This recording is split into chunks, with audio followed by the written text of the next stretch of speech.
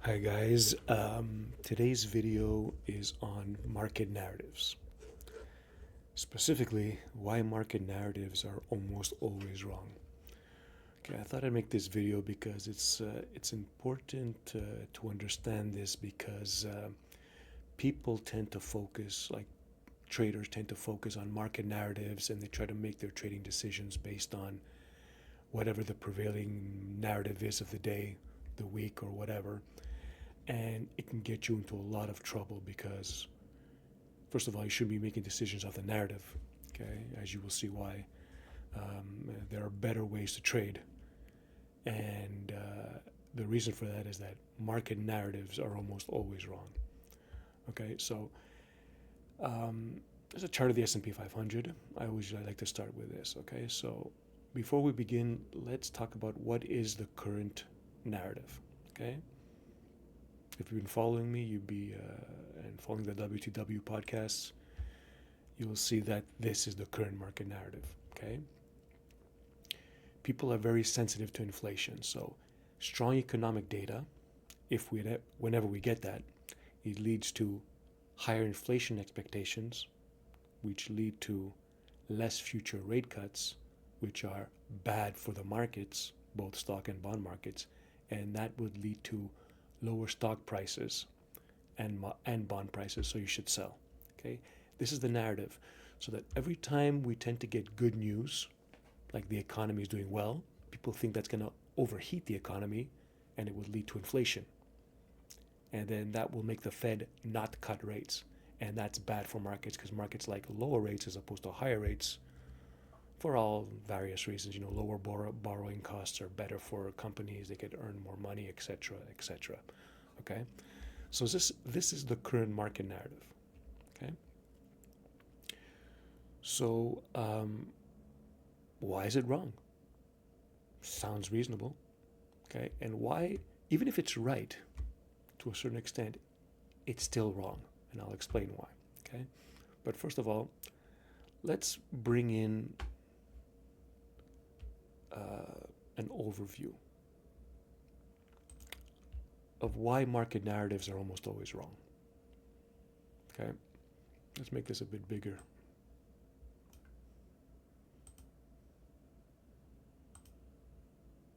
Okay, the first and foremost thing is that they are too simple. Okay, markets are multifaceted. People think that markets are going up because inflation is lower than expected, or markets are going down because inflation is higher than expected, and that's just too simple of an explanation. Okay, it can't just be that. There are multiple factors going into this. You have no idea why markets are really going up, okay, on a particular day or time or week. Uh, and to assume that it's going up because of the narrative or it's going down because of the narrative is very, very idiotic. It's very simple minded, and there's more to it than that. Okay, that's the first reason. Okay, the second reason is, we went over this before, is what you don't see can be more powerful than your assumptions. For example, uh, the current market narrative says that if we get inflation, it's going to be bad because we have to lower rates. We're going to not have to lower rates in the future, and it's going to be bad. Okay, why? Okay, when you have good information, when you have good economy, like, the narrative, we'll go back to the narrative here. It says strong economic data is bad because it leads to higher inflation expectations. Okay, but the flip side of that, what you don't see, is that strong economic data is good. It leads to uh, deflationary pressures. Okay, the more goods that you produce, the more there are the economy, and it leads to lower prices. I mean, that's the entire basis of capitalism. Okay, so why would that be bad? Okay, oh, because the Fed is going to have to keep rates high. Why is that bad? Okay, for years we've operated with higher rates, and the economy and the markets have been going up. So why is that bad? So what they're really trying to say here is that um, let's bring back this market narrative. So what we're really trying to say here is, what you don't see is that productivity gains could be good, and that's not included in the current market narrative. So that's another reason why it could be wrong. Okay, I mean we have evidence here that the market is near highs. Okay, like if we go to the market,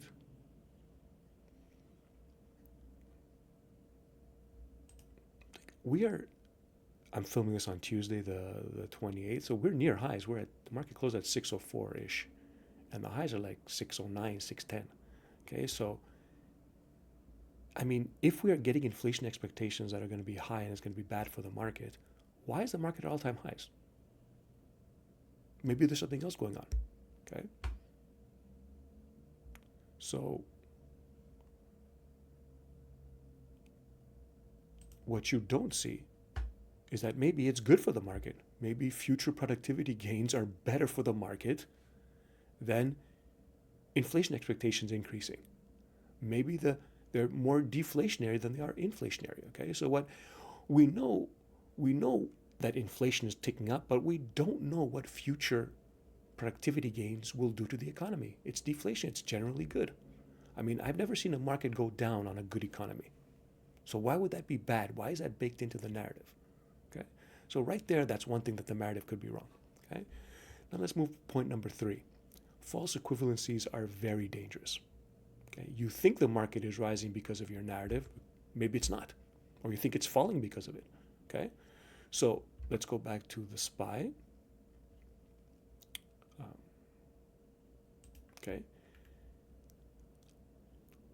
for all of 2024 is here. For all of 2024, the market has been going up on the expectation, on the narrative again, another narrative, which was the narrative before the current one, is that the Fed is going to cut rates in 2025 because the economy is not doing that great. Jobs are at the low end, and the Fed is going to cut. At this point, in 2024, the Fed was going to cut 6 times in 2025, the following year. So for all of 2024, people were expecting 6 rate cuts, and that's why the market went up. Really? Are you sure that's why? Because as this market was going up, we were getting more and more hotter inflation prints. Okay, and that was switching the narrative to the one that we have now, which is higher inflation is bad for markets because it's going to stop the rate cuts. So we went from 6 rate cuts all the way at this point, from all of 2024, and at this point we were down to 1 rate cut for 2025. So we went from 6 rate cuts to 1 rate cut, and the market still went up. So the previous narrative was false too. Rate cuts are going to be good for the economy. Well, we have less rate cuts, and the market still, rate cuts are going to be good for the economy, and the market's going to go up. But here we had less rate cuts. Now we have 1 rate cut price for 2025, and the market's still going up. So the previous narrative was false, and the current narrative was false. Okay, the current narrative came out around here in December of 2024, and it said that we're probably going to have to hike rates. And you saw the U.S. 10-year. Oops. I don't want to change the interval. I just want to show you the U.S. 10-year. The U.S. 10-year went up during this time. December was climbing, even previous to that. So we had climbing rates, higher rates. It went from 3.6 to 4.5 now. Okay, that's a big move. So with higher rates, the market should tank, according to the narrative. But nope, back to SPY. They thought for a little while it's going to tank, so the market did go down a bit, but now we're back at highs. Okay, so even that, the big move in rates had no effect on the market in terms of negative effect, in terms of like a big 10, 20% drop. Even this wasn't even a 5% drop, maybe a 5%. Okay, but another proof that the narrative is almost always wrong. Okay, let's go back to our assumptions. Okay, reasons why market narratives are almost always wrong. So that was number 3, false equivalencies. We think the market's going up because of this, but it's completely different. Okay. Okay. I'm going to talk about 4 and 5 together. Okay. The more steps involved, the more likely it is wrong, and that has to do with, this is an important concept that you have to understand: understanding conditional probabilities. Okay. This is a huge thing. That's the main reason why it's wrong. Okay. The more steps there are involved in your narrative, the greater the chance that it's going to be wrong. Okay. Here we have 4 steps. Strong economic data leads to higher inflation expectations. Yes. Which leads to less future rate cuts, which are bad for the bond markets. Okay. All of these things have to hold for this narrative to be true. Okay. Which means number 1 has to lead to number 2, has to lead to number 3, has to lead to number 4. Every step makes it less and less likely that it's going to happen. Okay, these are called conditional probabilities, and it's better explained by the example of a simple coin toss. Okay, so let's go get our calculator. Okay, let's say that assuming the coin is fair. Okay, there's a 50% chance of getting heads and a 50% chance of getting tails. Okay, so what are the odds of getting 3 heads in a row? Okay, well, in order to get 3 heads in a row, first you have to get the first heads. The first coin toss has to be a head. So that's 0.5. It's a 50% chance of that happening. So once you get that, once you have a head, then you have to get another head, which is another 50% chance of happening. So you have to times it by 0.5 again. That equals 0.25. And then once you get those 2 heads, you have to get the third head, which is another 50% chance of happening. So you're down to 12.5% chance of getting 3 heads in a row. It's the same thing with 3 tails in a row. Okay? So with every iteration, with every step of the coin, with every flip of the coin, and every step, the odds get lower and lower of you getting like 3 heads or three tails in a row. Okay? It's the same concept with this. Let's say there's a 50% chance of this happening. Then that would have to lead to this being true. What if it's not true? Then it has to lead to this being true. So with every step of the way, there's less and less chance of your current narrative being correct. Okay, thanks to conditional probabilities. Okay? So not only do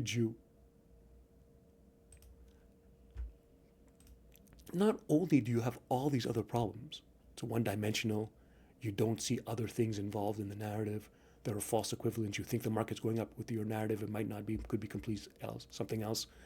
You also have the problem of conditional probabilities, okay? Which means that every step has to be correct for it to be wrong, okay?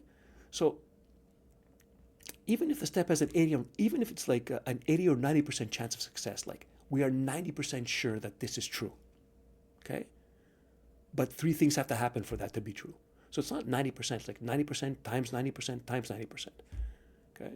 So you don't, even if the odds were, like here we're assuming a coin toss is 50-50. But in reality, it might be different. Okay? What if this is not a 50? What if there's a 90% chance of this happening? And this is 90% too. And this is also 90%. And this is 90%, okay? So people think that there's a 90% chance that this narrative is correct. But in reality, if there's 4 steps and each one is 90%, it's much less. Okay? Specifically, if there's 4 steps to something and it's 90% right, each step is 90% odds of being correct, the entire thesis is not a 90% chance of happening. It's 0.9 times 0.9 times 0.9 times 0.9. So in reality, what you think is a 90% chance of happening, with 4 steps, it's actually a 65% chance of it happening. So even then, even if you have like even then you're going to be off because you are betting, thinking that the overall strategy has a 90% chance of success, when in reality, it has a 65% chance of success. So you will probably be betting more than what you should for this particular scenario. Okay? So that's what I mean by, even if it's a 90% chance of your event happening, if it has a lot of steps, it's much less than that. Okay? So based on all these reasons, you can easily see why almost all narratives are wrong. Don't make your bets or don't buy stocks based on any narrative. Okay? There's only one reason and one reason to buy stocks. And that's reason number 7.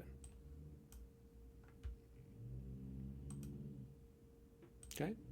What actually drives markets is growth in earnings. That's it. What we do when we look at our macro every week on TWT is we're trying to determine what the economy is going to do in the future.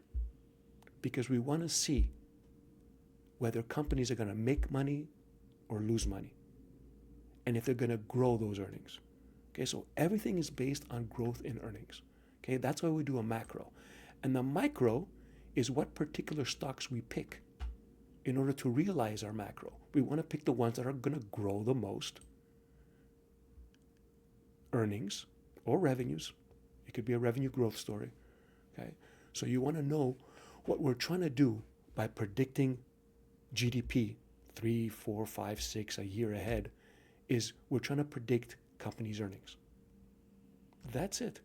The market is driven by growth in earnings or growth in revenues, which are potentially a potential future earnings if your company is growing revenues but not making earnings. Okay, so that's what the macro is trying to do. Forecast the economy. So going back to this narrative. Oops, wrong one. Going back to the current market narrative. Why would strong economic data be bad? Okay? So right there, that should give you pause of why this narrative could be wrong. Okay? So, and that's just one thing. So, given all of these steps, don't trade based on market narratives. And whenever you hear the current narrative of the day, assume it's wrong. Okay? Trade only according to the fundamentals, macro and micro, which eventually lead to growth in earnings. So, thank you for listening.